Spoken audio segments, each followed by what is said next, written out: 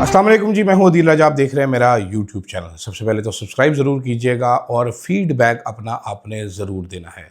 साथ साथ super thanks membership आपके पास ऑप्शन मौजूद है मुझे सपोर्ट करने के लिए, वरना ताने देने की बजाय एक व्यूज़ कम है। इसको शेयर करें, वीडियो को दूसरे लोगों तक पहुँचाएँ, सब्सक्राइब करें, कॉमेंट ज़्यादा से ज़्यादा करें। अच्छा भाइयों, सवाल है एक सबसे पहले जिसका जवाब आपने ज़रूर देना है। मुराद सईद की किताब मैंने पूरी पढ़ी, मैंने चंद सफ़हात ट्वीट किए। बेसिकली वो किताब वॉर ऑन टेरर के ऊपर है। इजराइल को पाकिस्तान ने क्यों तस्लीम करना है, इसके ऊपर है। वॉर ऑन टेरर की बहुत सारी चीज़ें हैं, मैंने सिर्फ पॉलिटिकल चीज़ें आपको बताई हैं। तो क्या जो मैंने पब्लिक किया कल अपने वीलॉग में, जो मैंने ट्वीट किया, वो ठीक है या गलत है, मुझे ज़रा ये बताइएगा। वॉर ऑन टेरर के बारे में आप ज़्यादा जानना चाहते थे, या बाजवा ने इमरान खान को किस तरीके से धोखा दिया, ये आप जानना चाहते हैं? किस तरीके से जनरल बाजवा ने नैब के कवानीन में तरमीम का बोला, क्या ये आप जानना चाहते हैं? और इमरान खान ने किस तरीके से अपने आप को असर्ट किया, ये मुझे ज़रा कमेंट्स में बताइएगा। तो फिर रात को एक और चैप्टर मुराद सईद की किताब से आपको बताएंगे, आपको समझाएंगे।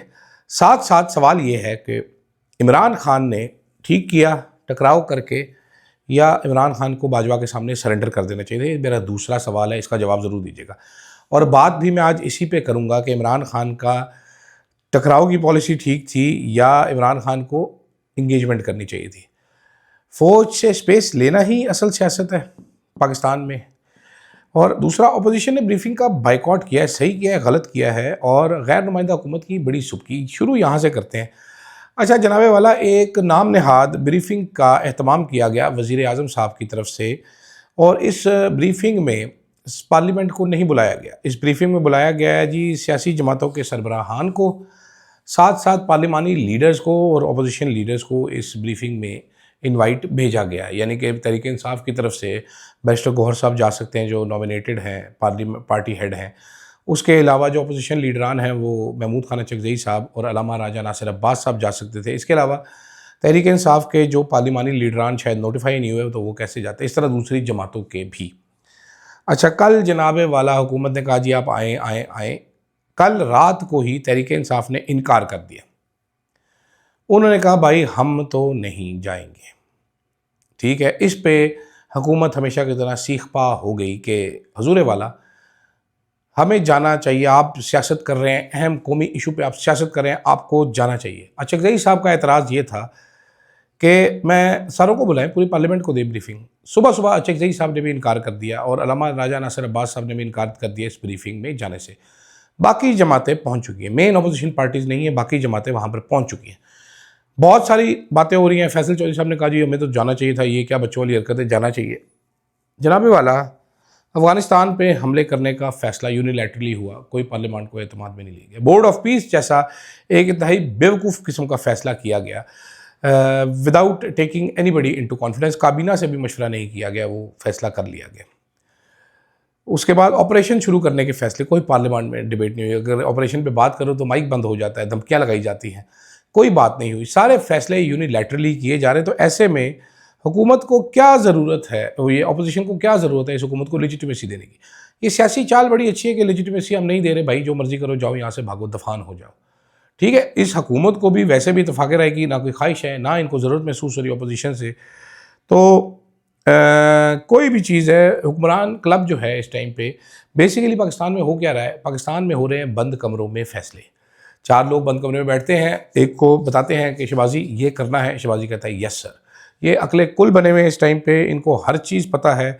आवाम की अहमियत कोई है नहीं, आवाम की औकात कोई नहीं है। मतलब शहबाज शरीफ साहब का क्या काम है कि पिछले साल नया जहाज़ लिए तो जहाज़ पे चढ़ जाएँ और इस मुल्क पहुँच जाएँ, उस मुल्क पहुँच जाएँ। मरीम नवाज़ शरीफ साहिबा 11 अरब का जहाज़ ख़रीद रही हैं।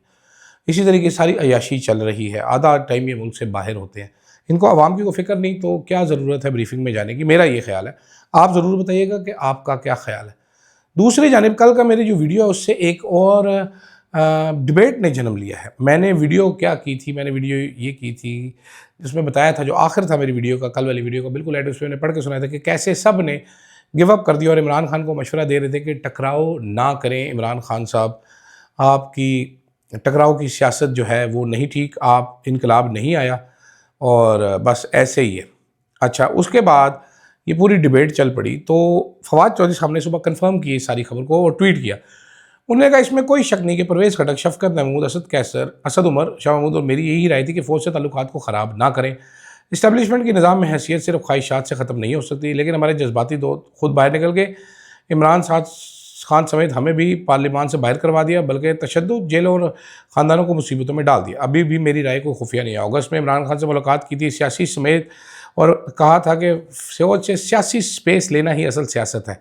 अगर कनपटी से बंदूक लगी हो तो सियासत नहीं कर सकते। हम मिलिटेंट नहीं है, सियासत की स्पेस होगी, सियासत कर सकेंगे, नहीं होंगे तो नहीं करेंगे।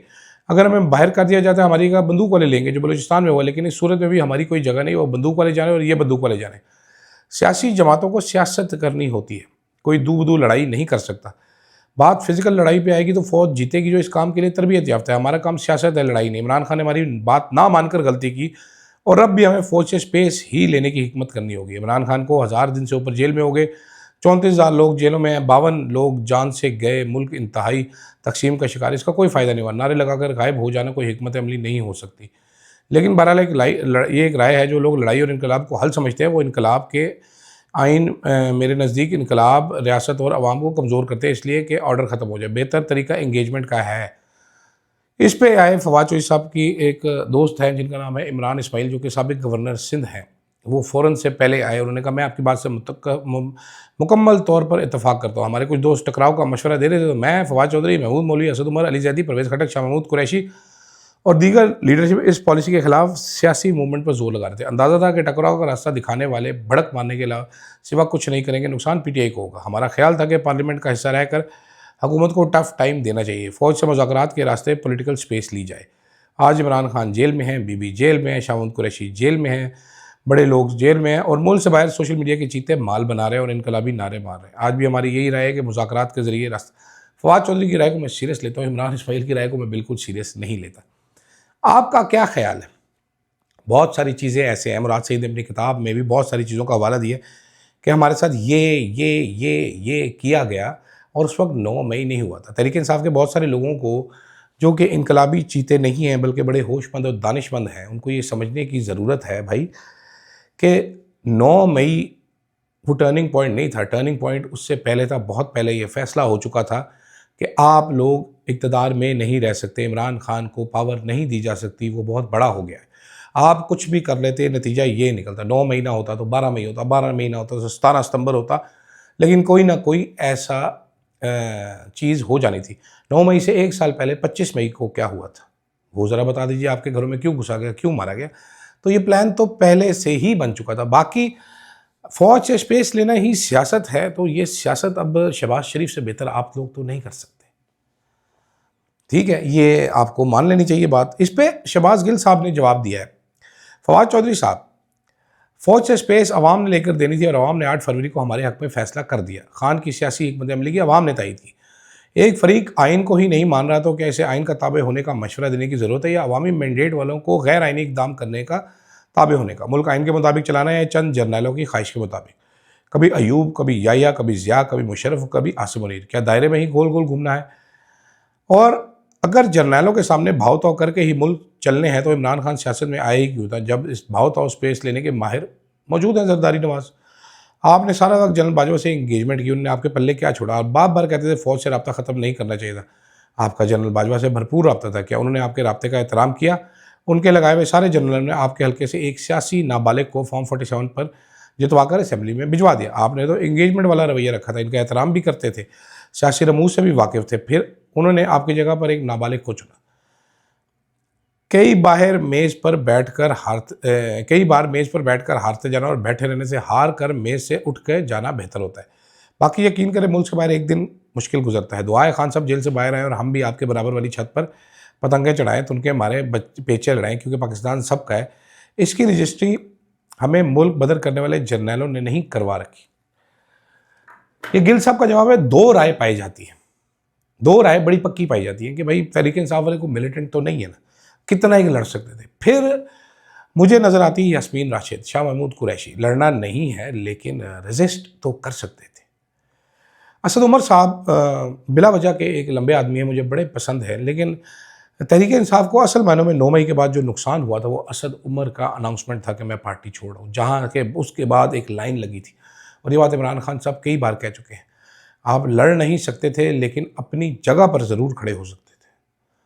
आप दूर दूर लड़ाई नहीं कर सकते थे, सियासी लड़ाई आप अब भी कर सकते थे, और बहुत सारों ने की भी है सियासी लड़ाई।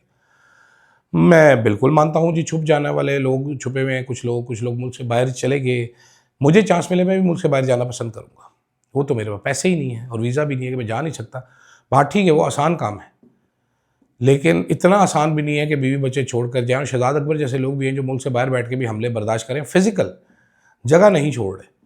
शहजाद अकबर के भाई को उठाया गया था, वो गवाही दे सकता था, इमरान खान के खिलाफ नहीं दी। तो फवाद चौधरी साहब बहुत सारी बातों पे ठीक भी होंगे, बहुत सारी बातों पे शहबाज गिल गलत भी हो सकते हैं, लेकिन किसी ना किसी ने तो फैसला करना है ना भाई कि मैंने सेकंड फिडल प्ले नहीं करना है। I am done with this, I don't want to do this anymore. तो इसमें इतना गुस्सा करने की क्या ज़रूरत है?